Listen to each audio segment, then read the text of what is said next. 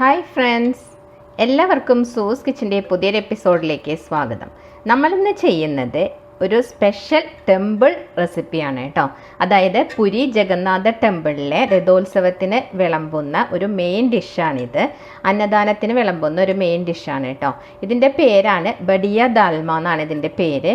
വളരെ ടേസ്റ്റിയാണ്. നമ്മൾ സാധാരണ മലയാളികൾ, അതായത് നമ്മളെ കേരളീസ് കഴിക്കുന്ന ഒരു ഡിഷിൽ നിന്ന് വളരെ ഡിഫറെൻറ്റ് ടേസ്റ്റോട് കൂടിയിട്ടുള്ള ഒരു കറിയാണ് കേട്ടോ. ഇത് നല്ല ചോറിൻ്റെ കൂടെയൊക്കെ നല്ല ബെസ്റ്റ് കോമ്പിനേഷനാണ്. നിങ്ങൾ ഇതുവരെ ഇത് ട്രൈ ചെയ്ത് നോക്കിയിട്ടില്ലെങ്കിൽ ഒന്ന് ട്രൈ ചെയ്ത് നോക്കണം കേട്ടോ. അപ്പോൾ ഇതിൻ്റെ റെസിപ്പിയിലേക്ക് കിടക്കുന്നതിൽ മുന്നായിട്ട് നിങ്ങൾക്ക് എൻ്റെ വീഡിയോ ഇഷ്ടപ്പെടുകയാണെങ്കിൽ ഒന്ന് ലൈക്ക് ചെയ്യാനും അതുപോലെ തന്നെ സബ്സ്ക്രൈബ് ചെയ്യാനും മറക്കരുത് കേട്ടോ. അപ്പോൾ നമുക്ക് എങ്ങനെയാണ് ഈ സ്പെഷ്യൽ റെസിപ്പി ചെയ്യുന്നതെന്ന് നോക്കാം. നമുക്കപ്പോൾ നമ്മളുടെ റെസിപ്പി എങ്ങനെയാണ് ചെയ്യുന്നതെന്ന് നോക്കാം.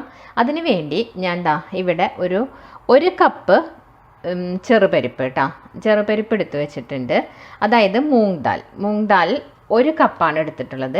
അതിൻ്റെ നേർപകുതി ആണ് ചന ദാൽ എടുത്തിട്ടുള്ളത് കേട്ടോ. അപ്പം നിങ്ങൾ എത്രയാണോ മൂങ് ദാൽ എടുക്കുന്നത് അതിൻ്റെ കറക്റ്റ് പകുതി അളവിൽ ചന ദാൽ എടുക്കുക. അപ്പോൾ ചന ദാൽ ഞാനൊരു 20 മിനിറ്റ്സ് വെള്ളത്തിൽ കുതിർത്തി വെച്ചിട്ടുണ്ടായിരുന്നു കേട്ടോ. നന്നായിട്ട് വാഷ് ചെയ്തതിന് ശേഷം കുതിർത്തി വെച്ചതാണ്. അതുപോലെ തന്നെ മൂങ് ദാൽ നന്നായി വാഷ് ചെയ്ത് വെച്ചേക്കാണ്. ഇനി ഇതിലേക്ക് വേണ്ട പച്ചക്കറികളാണ് ഇവിടെ വെച്ചിട്ടുള്ളത്. അപ്പോൾ ഈ വെജിറ്റബിൾസിൽ കൂടുതൽ അളവിൽ വേണ്ടത് പംകിനാണ്, അതായത് മത്തങ്ങ 100 ഗ്രാം ഞാൻ എടുത്ത് വെച്ചിട്ടുണ്ട് കേട്ടോ. അപ്പോൾ ഈ ഒരു സൈസിലാണ് നമ്മൾ കട്ട് ചെയ്തേക്കുന്നത്. സാമ്പാറിന് കട്ട് ചെയ്യുന്ന പോലെ അത്ര വലുതാക്കിയിട്ടല്ല കേട്ടോ ഇത് കട്ട് ചെയ്യുന്നത്. അതുപോലെ പിന്നെ വേണ്ടത് ചേന, അത് 50 ഗ്രാം. ബാക്കിയുള്ളതെല്ലാം ഈ മത്തങ്ങയുടെ അളവിനേക്കാൾ കുറവ് മതി കേട്ടോ. അപ്പോൾ യാം ഒരു 50 ഗ്രാം, പിന്നെ ഒരു ടൊമാറ്റോ കട്ട് ചെയ്ത് വെച്ചിട്ടുണ്ട്. പിന്നെ ഒരു ബിറ്റർ ഗഡ്, അതായത് കൈപ്പയ്ക്ക, പാവയ്ക്ക എന്നും പറയും, അത് കുറച്ച് ഒരല്പം, ഒരു പകുതിയാട്ടോ, ഒരു ചെറിയ പാവയ്ക്കയുടെ പകുതിയാണ് കട്ട് ചെയ്ത് വെച്ചിട്ടുള്ളത്. പിന്നെ വേണ്ടത് ബ്രിഞ്ചാളും ഒരു ചെറിയ 2 എണ്ണമാണ് ഞാൻ എടുത്തിട്ടുള്ളത്. പിന്നെ ബീൻസ് വേണം, ബീൻസും ഒരു 50 ഗ്രാം. പിന്നെ ഒരു പൊട്ടാറ്റോ ഒരു മീഡിയം ടൈപ്പ് പൊട്ടാറ്റോ ആണ് എടുത്തിട്ടുള്ളത് കേട്ടോ. അതുപോലെ ബേബി റാഡിഷ്, ക്യാരറ്റ്, ഇത്രയും ഐറ്റംസാണ് ഇതിലേക്ക് വേണ്ടത് കേട്ടോ.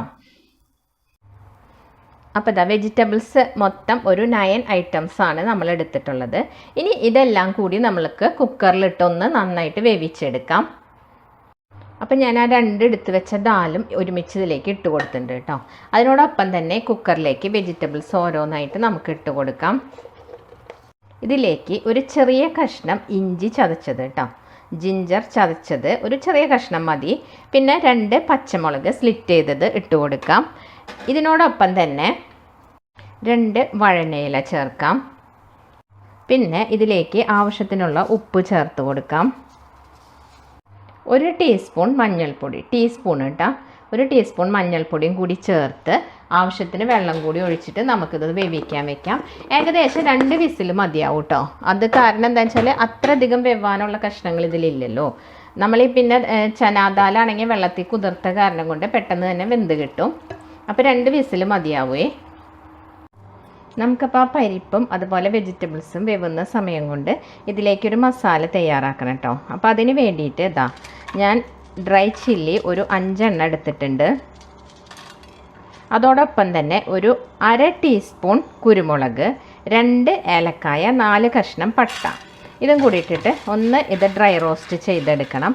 അപ്പോൾ ഇതൊന്ന് മൂത്ത് വരുന്ന സമയത്ത് നമുക്കിതിലേക്ക് 2 ടീസ്പൂൺ ക്യുമിൻ സീഡ് ഉണ്ടല്ലോ, ജീരകം, നല്ല ജീരകം, അത് ചേർത്ത് കൊടുക്കണം കേട്ടോ. അപ്പോൾ ആദ്യം ഇതൊന്ന് മൂത്ത് വരട്ടെ. നമ്മൾ ഇട്ട് കൊടുത്ത ഈ മസാലകളൊന്ന് മൂത്ത് വന്നിട്ടുണ്ട്. ഈ സമയത്ത് 2 ടീസ്പൂൺ ക്യുമിൻ സീഡ് ചേർത്ത് കൊടുക്കാം. ഇതൊന്ന് നന്നായി പൊട്ടി വരുമ്പോൾ നമുക്ക് തീ ഓഫ് ചെയ്തിട്ട് തണുത്തതിന് ശേഷം നന്നായിട്ടൊന്ന് പൊടിച്ചെടുക്കണം കേട്ടോ. ഇതാണ് ശരിക്കും പറഞ്ഞ് ഇതിൻ്റെ ഒരു മസാലക്കൂട്ട് എന്ന് പറയുന്നത്. അപ്പോൾ നമ്മളുടെ സാമ്പാറിൽ നിന്ന് മസാല കുറച്ച് ഡിഫറെൻ്റ് ആണ് കേട്ടോ. കാഴ്ചയ്ക്ക് ഏകദേശം ഒരുപോലെ ഇരുന്നാലും ടേസ്റ്റ് എൻറ്റേർലി ഡിഫറെൻ്റ് ആണ്. അപ്പോൾ ഇവിടെ നമ്മളുടെ ജീരകം നന്നായിട്ട് പൊട്ടി വന്നിട്ടുണ്ട്. അപ്പോൾ ഞാൻ തീ ഓഫ് ചെയ്ത് ഇതൊരു വേറെ പാത്രത്തിലേക്ക് മാറ്റി കൊടുക്കട്ടെ കേട്ടോ. ഇതാ അപ്പോൾ നമ്മളുടെ പരിപ്പും കഷ്ണങ്ങളൊക്കെ നന്നായിട്ട് വെന്ത് വന്നിട്ടുണ്ട്. അപ്പം ഞാനിത് കുറച്ചും കൂടി വലിയൊരു പാത്രത്തിലേക്ക് മാറ്റി കൊടുക്കുകയാണ്. അപ്പോൾ നിങ്ങളുടെ കയ്യിൽ മൺപാത്രം ഉണ്ടല്ലോ, അത് അത്യാവശ്യം വലുതുണ്ടെങ്കിൽ അതിൽ ചെയ്യുന്നതായിരിക്കും ഏറ്റവും നല്ലത്. അങ്ങനെയാണ് ട്രഡീഷണലായിട്ട് ഈ റെസിപ്പി ചെയ്തെടുക്കുക കേട്ടോ. ഇതാ അപ്പോൾ ഞാനിതൊന്ന് വേറെ പാത്രത്തിലേക്ക് ഒന്ന് മാറ്റി കൊടുത്തിട്ടുണ്ട് കേട്ടോ. അപ്പോൾ ഇതിപ്പം കുറച്ച് കട്ടിയിലാണ് ഇരിക്കുന്നത്. ഇതിനൊന്ന് നമുക്കൊന്ന് ലൂസാക്കണം. അപ്പോൾ അതിലേക്ക് ആവശ്യത്തിനുള്ള വെള്ളം ഒഴിച്ചു കൊടുക്കാം. ചൂടുവെള്ളം ഒഴിക്കണം നിർബന്ധമൊന്നുമില്ല, പച്ചവെള്ളം ഒഴിച്ചു കൊടുത്താലും മതി. അപ്പോൾ നിങ്ങൾക്ക് എത്രയാണോ ലൂസ് വേണ്ടത് ആ ഒരളവിലേക്ക് വെള്ളം ഒഴിച്ചു കൊടുക്കാം കേട്ടോ. ഇതാ അപ്പോൾ നമ്മളുടെ സാമ്പാറൊക്കെ ഉണ്ടാക്കില്ല, ആ സാമ്പാറിൻ്റെ ഒരു കൺസിസ്റ്റൻസി തന്നെയാണ് ഇതിന് വേണ്ടത് കേട്ടോ. ആ ഒരളവിലേക്ക് വെള്ളം ഒഴിച്ചു കൊടുക്കുക. പിന്നെ നമ്മൾ ഇതിനകത്ത് മൂങ് ദാലാണ് കൂടുതൽ എടുത്തിട്ടുള്ളത്, അതായത് ചെറുപരിപ്പ്. അപ്പോൾ അത് ഇരിക്കും തോറും വെള്ളം വറ്റി വരാൻ സാധ്യതയുണ്ട്. അപ്പോൾ അതിനെ അഡ്ജസ്റ്റ് ചെയ്ത് നമ്മൾ വെള്ളം ഒഴിച്ചു കൊടുക്കുക കേട്ടോ. അപ്പോൾ ഞാൻ ഈ ഒരളവിലാണ് എടുത്തിട്ടുള്ളത്. ഓക്കെ, അപ്പോൾ നിങ്ങൾക്ക് എത്രയാണോ വെള്ളം വേണ്ടത് അതുപോലെ ഒഴിച്ചു കൊടുക്കുക കേട്ടോ. അപ്പോൾ അതൊന്ന് മനസ്സിൽ വെച്ചാൽ മതി, മൂങ് ദാൽ കൂടുതലുള്ളത് കൊണ്ട് പെട്ടെന്ന് അതങ്ങ് വറ്റി വരുന്നുള്ളത് കേട്ടോ. ഈ സമയത്ത് നിങ്ങൾ ഉപ്പൊക്കെ ഉണ്ടോ എന്നുള്ളതൊന്ന് ചെക്ക് ചെയ്യുക, ഇല്ലെങ്കിൽ ഈ സമയത്ത് ഇട്ട് കൊടുക്കുക കേട്ടോ. അപ്പോൾ ഇതൊന്ന് ജസ്റ്റ് ഒന്ന് തിളച്ച് വരട്ടെ. ഇതാ ഇപ്പം നമ്മളുടെ കറി ഇവിടെ കുറേശ്ശെ തിളച്ച് വന്നിട്ടുണ്ട് കേട്ടോ. ഈ സമയത്ത് ഇതിലേക്ക് ഒരു 1/2 കപ്പ് തേങ്ങ ചെരുകിയത് ഇട്ട് കൊടുക്കാം. അപ്പം ഞാനിപ്പം ചെരുകിയതിൻ്റെ ഇങ്ങനെ തരികൾ കുറച്ച് വലുതായിരുന്നു, അപ്പോൾ അത് കാരണം കൊണ്ട് ഞാനൊന്ന് ക്രഷ് ചെയ്തിട്ടാണ് ഇട്ടിട്ടുള്ളത് കേട്ടോ. അപ്പം നിങ്ങൾ ഇനിയിപ്പം വളരെ ചെറിയ തരിയായിട്ടാണ് ചെരുകി എടുക്കുന്നുണ്ടെങ്കിൽ ഇങ്ങനെ ക്രഷ് ചെയ്യേണ്ട ആവശ്യമില്ല. തരി വലുതാണെങ്കിൽ മാത്രം അങ്ങനെ ക്രഷ് ചെയ്താൽ മതി കേട്ടോ. ഓക്കെ, എന്നിട്ട് ഒന്ന് നന്നായിട്ട് വീണ്ടും ഒന്ന് തിളച്ച് വരട്ടെ. ഇതാ ആ തേങ്ങയും കൂടി ചേർത്ത് വരുന്ന സമയത്ത് നമ്മൾ നേരത്തെ മസാലകളാക്കി വെച്ചിട്ടുണ്ടായില്ലേ, ഡ്രൈ റോസ്റ്റ് ചെയ്ത് വെച്ചിട്ടുണ്ടായിരുന്ന മസാല പൊടിച്ചതാണ്, അത് ഇതിലേക്ക് ഇട്ട് കൊടുക്കാം.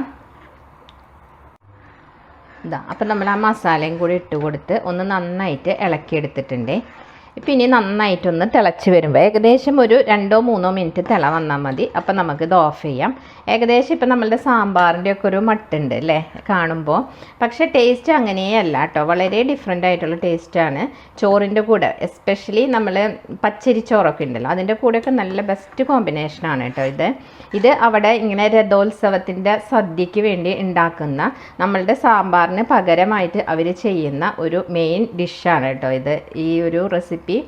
അപ്പോൾ വളരെ ഡിഫറെൻ്റ് ആയിട്ടുള്ള ഈ റെസിപ്പി നിങ്ങളൊന്ന് ട്രൈ ചെയ്ത് നോക്കണം കേട്ടോ. അപ്പോൾ ഇതിപ്പോൾ ഇതായിട്ടുണ്ട്, ഞാനിപ്പോൾ ഇത് ഓഫ് ചെയ്യാണ്. ഇനി ഇതിലേക്കൊന്ന് താളിച്ചിടുന്ന പണിയും കൂടിയേ ഉള്ളൂ. അപ്പോൾ ആ താളിച്ചിടുന്നതും വളരെ ഡിഫറെൻ്റ് ആണ് കേട്ടോ. അപ്പോൾ അതെങ്ങനെയാണെന്ന് നമുക്ക് നോക്കാം. അപ്പം നമുക്ക് താളിച്ചിടാം. അതിന് വേണ്ടി ഞാൻ ഒരു ചെറിയൊരു ചീനച്ചട്ടി അടുപ്പിൽ വെച്ചിട്ടുണ്ട് കേട്ടോ. ഇതിലേക്ക് ഇതിപ്പോൾ ഇതിൻ്റെ ശരിയായ ടേസ്റ്റോട് കൂടി ഒത്തൻറ്റിക് രീതിയിൽ തന്നെ നിങ്ങൾക്ക് ചെയ്യണമെന്നുണ്ടെങ്കിൽ മസ്റ്റാർഡ് ഓയിൽ ഒഴിച്ചു കൊടുക്കുക, അതായത് കടുകെണ്ണ കേട്ടോ ഒഴിച്ചു കൊടുക്കാം. ഞാനത് ഇവിടെ കടുകെണ്ണയല്ല ഒഴിക്കുന്നത്, ഞാൻ നെയ്യാണ് ഒഴിച്ചു കൊടുക്കുന്നത്. നമുക്ക് അത്രയ്ക്ക് അങ്ങ് അതിനോട് താല്പര്യമില്ല മസ്റ്റാർഡ് ഓയിൽ ഒഴിക്കാനായിട്ട്, അതുകൊണ്ടാണ് ഞാനിപ്പം കുറച്ച് നെയ്യാണ് ഒഴിച്ചു കൊടുക്കുന്നത് കേട്ടോ. അത് താളിക്കാൻ ആവശ്യമുള്ള ഏകദേശം 1 ടേബിൾ സ്പൂണോളം നെയ്യ് ഒഴിച്ചു കൊടുക്കാം.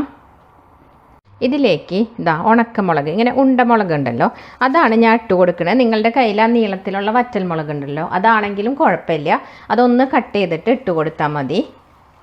ഇതൊന്ന് മൂത്ത് വരുന്ന സമയത്ത് നമുക്കിതിലേക്ക് 1.5 ടീസ്പൂൺ ജീരകം, ക്യുമിൻ സീഡ് ഉണ്ടല്ലോ അത് ഇട്ട് കൊടുക്കാം.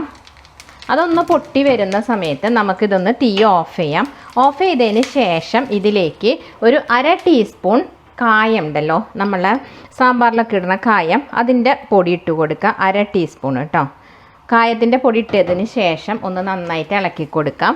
അതിന് ശേഷം ഇതിലേക്ക് 1 ടീസ്പൂൺ മുളക് പൊടിയും കൂടി ചേർത്തിട്ട് നന്നായിട്ടൊന്ന് ഇളക്കി കൊടുക്കുക. ഞാനിപ്പം തീ ഓഫ് ചെയ്തിട്ടാണ് വെച്ചിട്ടുള്ളത് കേട്ടോ, അല്ലെങ്കിൽ ഇത് പെട്ടെന്ന് അങ്ങ് ഈ പൊടികൾ ഇടുമ്പോൾ കരിഞ്ഞു പോകും. അപ്പോൾ അതില്ലാതിരിക്കാൻ വേണ്ടി ഓഫ് ചെയ്ത് വെച്ചിട്ടാണ് പൊടി ഇട്ട് കൊടുത്തിട്ടുള്ളത് കേട്ടോ. അപ്പോൾ ഇത്രയേ ഉള്ളൂ. അത് നമുക്കിനി ഈ കറിയിലേക്കൊന്ന് ഒഴിച്ചു കൊടുക്കാം. ഇനി നമുക്ക് ഈ കറി ഒന്ന് ഇളക്കാം കേട്ടോ, നമ്മൾ ആ താളിച്ചതിട്ടതിന് ശേഷം. എന്നിട്ട് ഇതിലേക്ക് ലാസ്റ്റായിട്ട് ഒരല്പം മല്ലിയിലയും കൂടി നമ്മൾ അരിഞ്ഞത് ഇട്ട് കൊടുക്കാം. ഇതാ അപ്പം നമ്മളുടെ ദാൽമ കറി ഇവിടെ റെഡി ആയിട്ടുണ്ട് കേട്ടോ. പുരി ജഗന്നാഥ ടെമ്പിളിലെ ഏറ്റവും ഫേമസ് ആയിട്ടുള്ള ഒരു റെസിപ്പിയാണ് കേട്ടോ ഇത്. അവിടുത്തെ ഇങ്ങനെ രഥോത്സവത്തിനൊക്കെ നമ്മൾക്ക് ഉച്ചയൂണിൻ്റെ സമയത്ത് വിളമ്പുന്ന, അന്നദാനത്തിന് വിളമ്പുന്ന ഒരു മെയിൻ കറിയാണിത്. വളരെ ടേസ്റ്റിയാണ് കേട്ടോ. കാണുമ്പോൾ നമ്മളുടെ സാമ്പാറിനോട് സാമ്യത ഉണ്ടെങ്കിലും ടേസ്റ്റ് വളരെ ഡിഫറെൻ്റ് ആണ്. അപ്പോൾ നല്ല അടിപൊളി ടേസ്റ്റോട് കൂടിയ ഈ കറി നിങ്ങളൊന്ന് ട്രൈ ചെയ്ത് നോക്കണം കേട്ടോ. ട്രൈ ചെയ്ത് നോക്കിയിട്ട് നിങ്ങളുടെ അഭിപ്രായങ്ങൾ കമൻറ്റ് ചെയ്യാനും അതുപോലെ തന്നെ നിങ്ങൾക്ക് ഇഷ്ടപ്പെട്ടാൽ ലൈക്ക് ചെയ്യാനും മറക്കരുതേ. പുതിയൊരു റെസിപ്പിയുമായി കാണുന്നവരേക്കും bye. Thanks for watching Sue's kitchen.